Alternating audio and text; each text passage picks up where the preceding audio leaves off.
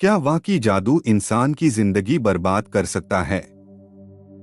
एक सच्ची कहानी सुने। एक शख्स था, उसका नाम अली था। कुछ दिनों से उसकी जिंदगी अचानक बदल गई। घर में बेसुकूनी, दिल में घबराहट और हर काम बिगड़ने लगा। अली समझ नहीं पा रहा था कि यह क्या हो रहा है। एक दिन वह एक नेक बुजुर्ग के पास गया। उन्होंने कहा, बेटा डरना नहीं, जादू से बड़ी ताकत अल्लाह का कलाम है। फिर उन्होंने उसे सिखाया, रोजाना सूरह फलक और सूरह नास पढ़ो और रात को आयत अल कुर्सी लाजमी पढ़ो। अली ने यकीन के साथ अमल शुरू किया। कुछ दिनों में दिल को सुकून मिलने लगा, घर का माहौल बदल गया और अली समझ गया, असल हिफाजत सिर्फ अल्लाह के जिक्र में है। अगर आप भी हिफाजत चाहते हैं तो कुरान को अपनी जिंदगी का हिस्सा बनाएं और ऐसी ईमान अफरोज कहानियों के लिए चैनल को फॉलो करें।